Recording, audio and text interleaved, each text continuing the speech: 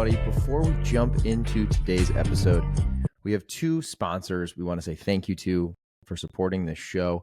The first one is Routine. You guys have heard me talk about Routine, honestly, back from the early days of the podcast, and it's still a product I use every single morning. They have a prompt for me here. I'm going to do a little impromptu on this ad read today because honestly, this is a product that I truly believe in. And so I'm just going to tell you guys exactly what I think and why. First and foremost, this is a stat that they shared, but when you sleep, you lose between a pound and a pound and a half of water. And most of that's just sweating while you sleep. I used to not know if that was actually true, to be honest. I felt like a pound to a pound and a half of water seemed like quite a bit while I slept. But the one thing I did constantly pay attention to when I started using Routine was just the fact that before using Routine, I always felt a little dehydrated in the morning. And I'm one of those people that when I get up really early usually. I work out. One of the first things I do is some form of fitness. It's just like what I do before everyone's awake.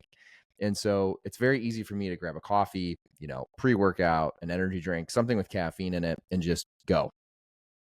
When I am good about using Routine, first, I basically they come in these little single serve packets. They contain half an organic lemon, a tablespoon of apple cider vinegar, Himalayan sea salt, all 6 essential electrolytes, and they have no sugar in them at all. A lot of hydration products are going to have sugar. So one of the things about Routine that I love is that there's no sugar in there. So when I am good about doing this consistently, I will take one of those single serve packets, I'll throw it in my mixer bottle, and whether I also put in a pre-workout or something with caffeine or I just drink that separately, I try to drink that first. And the days I do that, I do genuinely feel hydrated and just have a different form of clarity all morning. A lot of people have tried to make their own homemade versions of Routine, right? You see people they take a shot of the apple cider vinegar, they put a little sea salt, a little lemon in a drink. This is essentially that, but in a product that you can take with you on the go, have it ready for you first thing in the morning. I know me personally, when I'm groggy rolling out of bed, the last thing I want to do is, squeeze a lemon, cut lemons up, go get the apple cider vinegar, find my sea salt. I just rip this packet open, throw it in my water, drink it, and it's good to go. You can try yours today. If you haven't tried it yet and you've been listening to this podcast for years, just try the damn Routine. Give it a shot. You can use code ShaneWhite30 and get 30% off your first order. So you get 30% off by using code ShaneWhite30 and go to yourroutine.com. To make it even easier, I've added the link to yourroutine.com in the show notes. So just click on the show notes for this episode, click on the link to yourroutine.com, and don't forget to use code ShaneWhite30. All right, guys, today's episode is also brought to you by NeuroRoast. Again, I'm going to go a little off script here. NeuroRoast is a product that I also came across during this year of 2023. They are a coffee company that's helping you optimize your brain function and overall well-being. This is another product that, to be honest with you, when I first started working with it, I was a little on the fence. I was like, do I really want to have mushrooms in my coffee? Well, folks, I will tell you, when I use NeuroRoast, one of the things that has stood out to me the most is I'll back up. People that know me know that I have way too much caffeine, typically. One of the things this year I've done a good job of is cutting out alcohol. Not completely, but predominantly, I don't touch a lot of alcohol anymore. What I think I've actually done the other way, though, is add a lot more caffeine. So I do definitely drink too much caffeine. That's something I need to work on next year, is just trying to minimize how much of that. But NeuroRoast is something that has actually helped me because of the way they've formulated their coffee. Like, unlike regular coffee, which is, still something I consume, but NeuroRoast specifically doesn't cause jitters or crashes. Mushroom coffee provides a more balanced and sustained energy, allowing you to stay focused and productive throughout the day. So the times I do use NeuroRoast, I'll be honest, I just don't feel that jittery, like, I'm jumping out of my chair or standing here at my desk jumping around feeling. So give NeuroRoast a try. They have some really good flavors. I'll be honest too, the two guys that started NeuroRoast are just really good dudes based out of New York, and they're hustling, and hopefully they can get some people to try NeuroRoast this holiday season by listening to this podcast. So for you folks who've been on the fence, I'm telling you, it tastes delicious. They've done a fantastic job of making this coffee not only be functional, but taste fantastic. And if you want to try NeuroRoast, you can use code ShaneWhite. So it's super simple, just ShaneWhite at checkout. you'll also get 30% off. So if you go to neuroroast.com, and once again, I have added that to the show notes. So just click into the show notes while you're listening to this episode. You can click on NeuroRoast link directly. Don't forget to use code just Shane White, and you'll get 30% off your order. Hope you guys love both these products. I'm trying to not only bring you guys products that I use, but that I believe in on the podcast. I'm not taking ad reads for any brands that I don't really believe in. So anyway, hope you guys love both those products, yourroutine.com and neuroroast.com. I've added those links to the show notes. I hope you guys love it. And I got an awesome guest coming up right after this.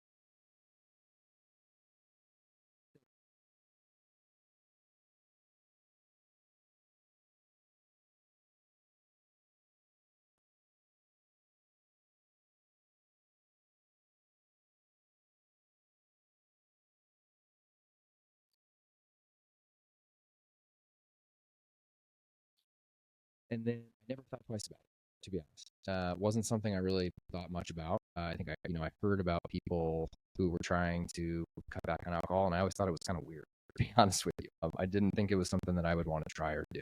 And then it wasn't until the birth of our first son, Grayson, that it really changed my mindset around the whole concept, funny enough.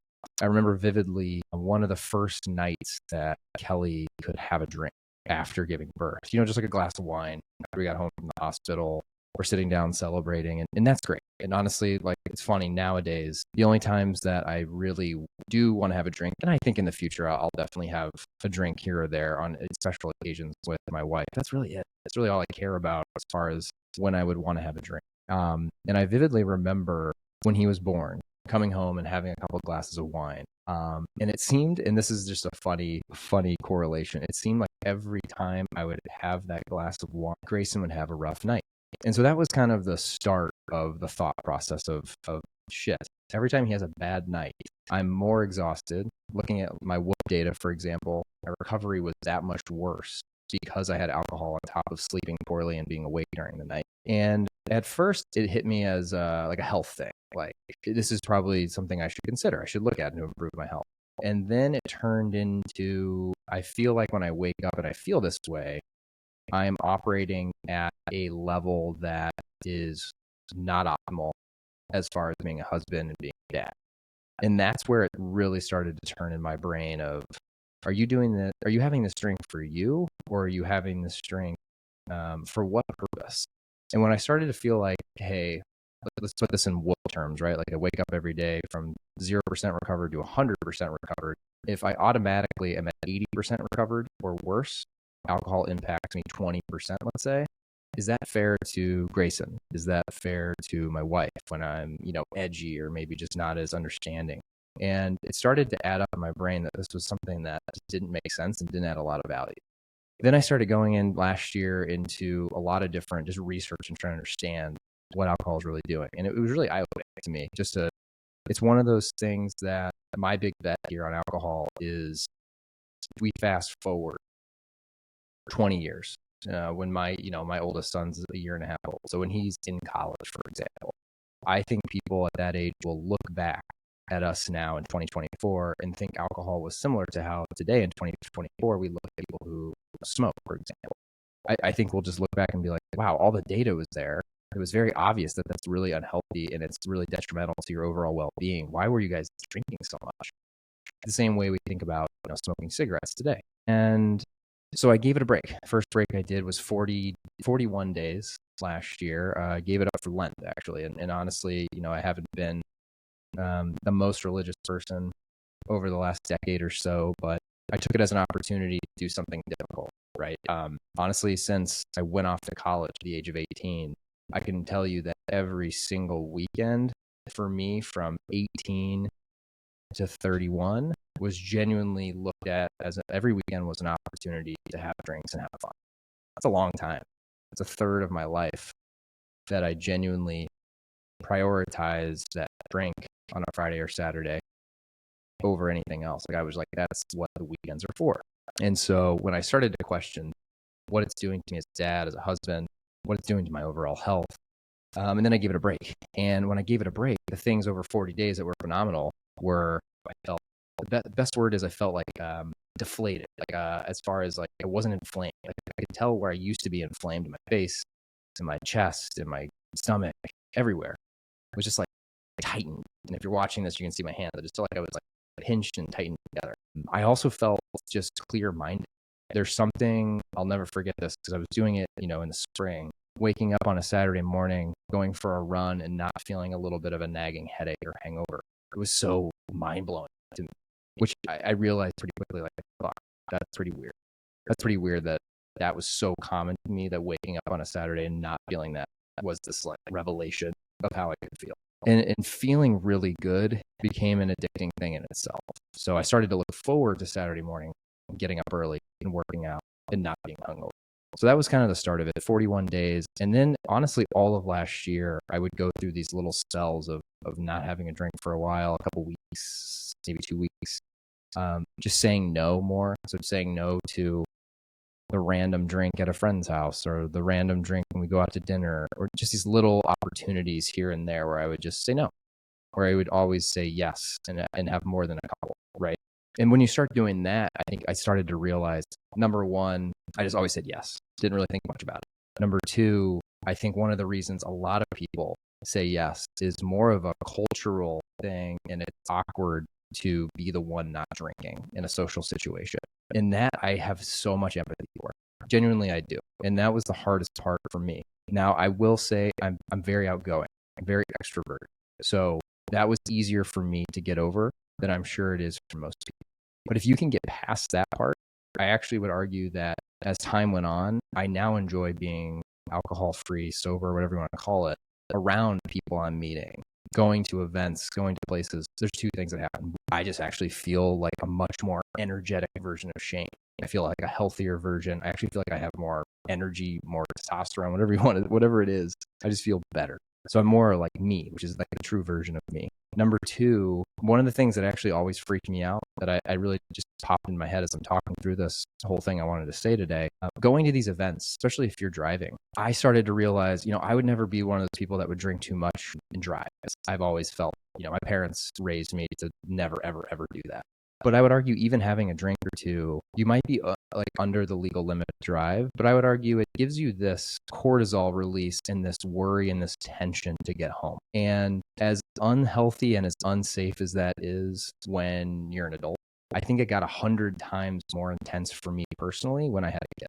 And so I started to realize, like, we'd go to dinner and take Grayson, and I had maybe 2 beers and I'm driving us all home. And I kept having this thought in the back of my head of what the fuck would I think of myself if somehow we got in an accident, Grayson or Kelly got hurt, and it came out that I had a drink or two.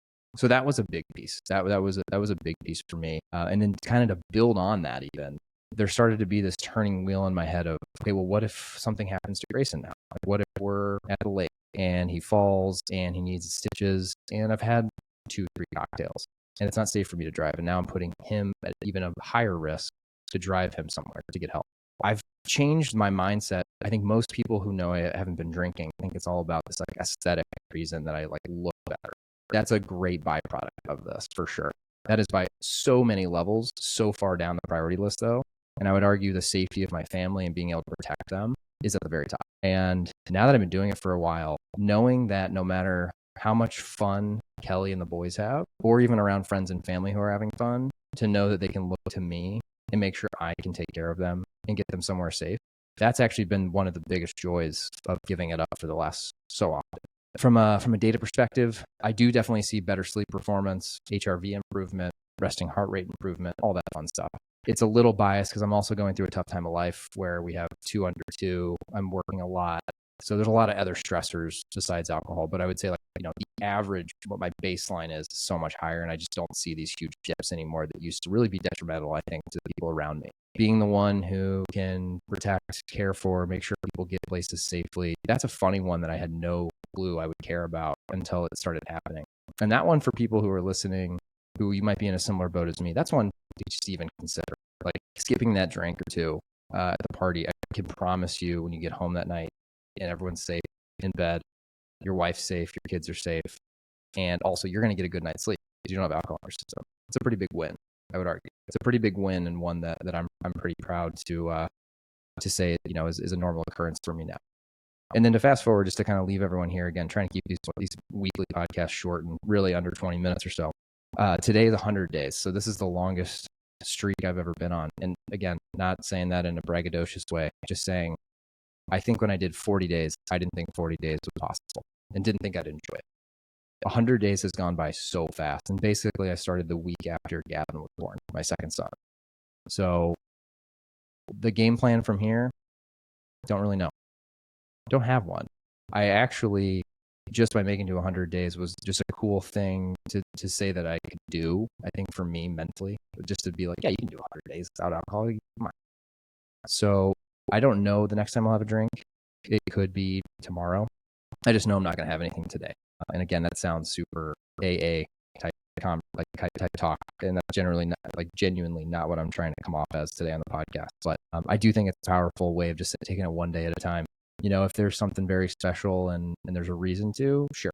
It's not like I'm planning to never ever have a drink again, but like I just told you, the priority list has changed a lot for me personally, and I think a lot of you listening, if you stopped and thought about it, I would argue, I would have to guess tons and tons of you would actually stop me like, shit, this priority list is probably the way my priority list should look.